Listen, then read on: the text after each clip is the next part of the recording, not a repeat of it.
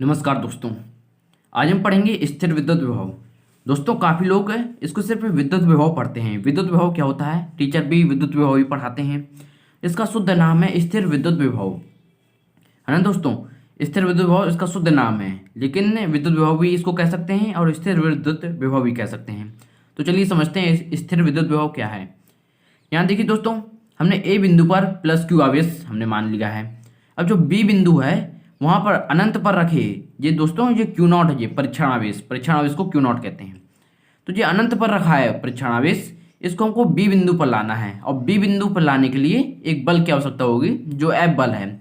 इसी के तहत हम निकालेंगे विद्युत विभव क्या है, समझ में आ जाएगा। अगर आपको चित्र समझ में आ गया तो आपको कोई दिक्कत नहीं होगी। तो समझते हैं किसी परीक्षण आवेश को, जो दोस्तों चित्र में दिया है वही आपको रखना है इसमें, बस हो गया। इसमें कोई रटने वाली चीज़ नहीं है, बस आपको समझना है। किसी परीक्षण आवेश को अनंत से, किसी परीक्षण आवेश को अनंत से, यानी कि ये अनंत है, ये अनंत पर कोई परीक्षण आवेश रखा है।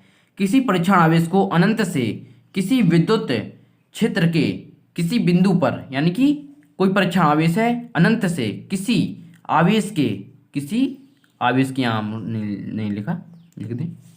किसी परीक्षण आवेश को अनंत से किसी आवेश के विद्युत क्षेत्र, यानी कि किसी आवेश के विद्युत क्षेत्र के, ये आवेश है, किसी आवेश का मतलब ये प्लस क्यू आवेश है, इसके विद्युत क्षेत्र के किसी बिंदु पर, इसका विद्युत क्षेत्र पूरा यहाँ पर है और हमको बी बिंदु पर लाना है। तो किसी परीक्षण आवेश को अनंत से किसी आवेश के विद्युत क्षेत्र के किसी बिंदु पर लाने में किया गया कार्य, यानी कि यहाँ पर ये है, क्या है, ये बी बिंदु पर लाने में किया गया कार्य।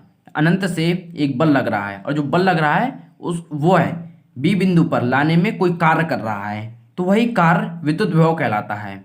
इसे हम वी से प्रदर्शित करते हैं। दोस्तों एक बार और समझिए, अगर आपको भी क्लियर नहीं हुआ है अब हो जाएगा।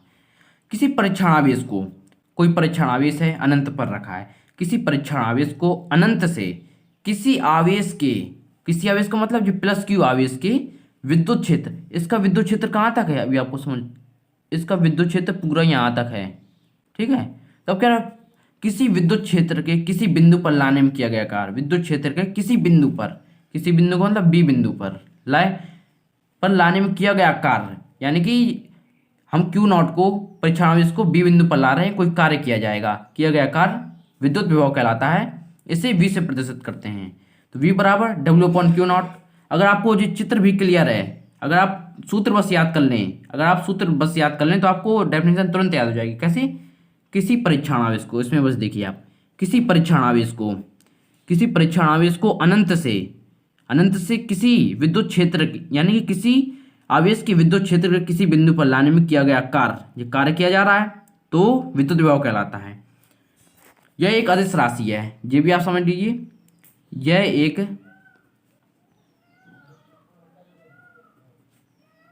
एक अदिश राशि है, ठीक है दोस्तों।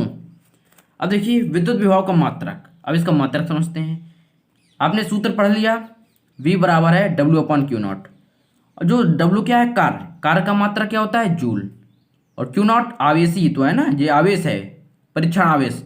दोस्तों आप परीक्षण आवेश में कंफ्यूज हो रहे होंगे, परीक्षण आवेश क्या होता है, इसका मैंने अलग से एक वीडियो बनाया है, उसका लिंक डिस्क्रिप्शन में है, आप वहां से जाकर के देख सकते हैं। आपको परीक्षण आवेश बिल्कुल क्लियर हो जाएगा, क्योंकि इसका बहुत यूज होने वाला है। V बराबर डब्ल्यू अपॉन क्यू नॉट, तो जूल बटे कूलॉम, ठीक है, कूलॉम ये बराबर क्या हो गया, जूल प्रति कूलॉम। इसको जूल प्रति कूलॉम भी पढ़ते हैं। और इसका मात्रक, विभव का मात्रक, इसको वोल्ट भी कह सकते हैं, विभव का मात्रक वोल्ट भी होता है, तो विभव का मात्रक वोल्ट हो गया।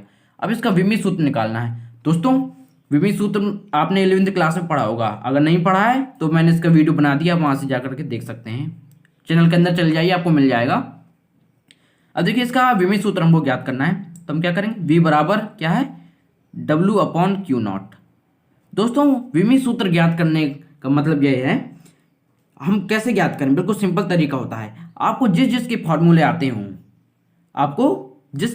आते हों, यानी कि कुछ भी लिखा हो, आपको उसका फॉर्मूला बस आता हो, लास्ट में आपको विमी सूत्र मिल ही जाएगा। जैसे हमको क्या ज्ञात करना था, विद्युत विभव ज्ञात करना था, तो विद्युत विभव को आपको सिर्फ याद रखना है कि आपको सिर्फ खोलते जाना है, उसका फॉर्मूला खोलते जाना है, ठीक है। तो विद्युत विभव को विमी सूत्र ज्ञात करना था। आ जाता है कि विद्युत विभव का विमी सूत्र ज्ञात कीजिए। तो आपको क्या ध्यान रखना है, सिर्फ फॉर्मूला आपको लिखना है। V बराबर क्या है, विद्युत विभव बराबर W1Q0। आपने विद्युत विभव का क्या रखा, सूत्र रखा W1Q0। अब W क्या है, कार्य है। W क्या है, कार्य है। दोस्तों कार्य बराबर क्या होता है, कार्य बराबर होता है बल गुणे विस्थापन। विस्थापन को हम ds से प्रदर्शित करते हैं, या s भी लिख दें, कोई दिक्कत नहीं है। बल गुणे विस्थापन बटे, और जो आवेश होता है, यानी कि आवेश का आवेश बराबर क्या होता है, आवेश बराबर होता है I इंटू टी, क्यू बराबर आई टी, धारा गुणे समय। आवेश बराबर धारा गुणे समय।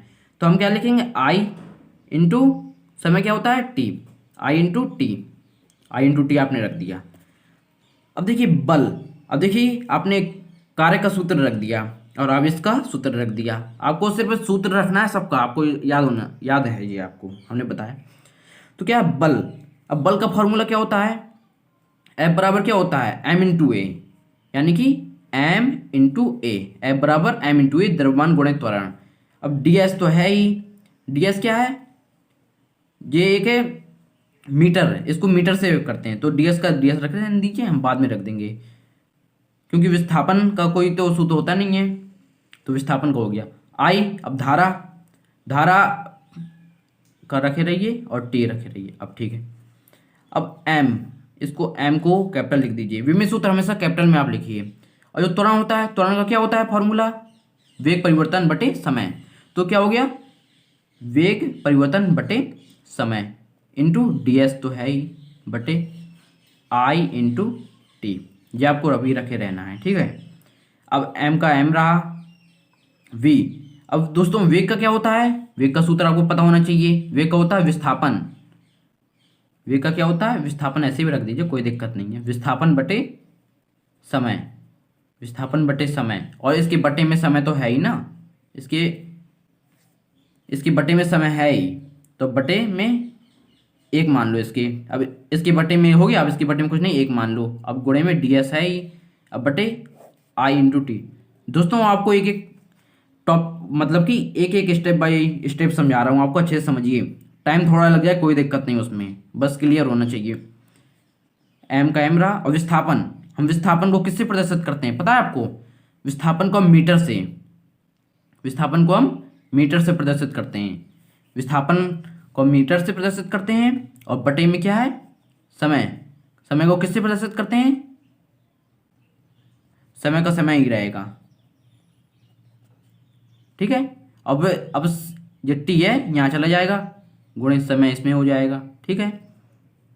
अब क्या है, गुणे में ds है, अब बटे। अब दोस्तों धारा का मात्रक क्या होता है, धारा का आप सबके मात्रक लिख दीजिए, जब सूत्र खत्म हो जाए सबके मात्रक रख दीजिए। तो धारा का क्या होता है एम्पियर, एम्पियर होता है, और धारा ये समय का समय रहा, ठीक है, कोई दिक्कत नहीं। अब m, अब ये क्या है, अब देखो मीटर को हम L से प्रदर्शित करते हैं, मीटर को L से, ठीक है। विमी सूत्र में हम मीटर को L से प्रदर्शित करते हैं, L बटे टी का स्क्वायर हो जाएगा, टी इसको कहेंगे, टी इसको कहेंगे, टी का गुणा टी से, तो टी स्क्वायर गुणे, अब जो मीटर होता है, जो ds दूरी है, दूरी को भी L से प्रदर्शित करते हैं विमी सूत्र में, ठीक है। अब जो एम्पियर है उसको A से प्रदर्शित करते हैं, और समय को T से प्रदर्शित करते हैं। अब यहाँ से देखिए, ये m का m रहा, m का m रहा, और यहाँ देखिए t ऊपर गया तो माइनस का हो जाएगा m l t माइनस का 2, और जो l है गुणे में l है ही, बटे में अब क्या है a t है, a t है। अब देखिए, अब l l क्या हो गया m l 2 t माइनस 2, ठीक है। अब ये ऊपर ले गए, क्या हो गया a इनवर्स t इनवर्स, घात माइनस क्या आ जाएगी जब ऊपर गया।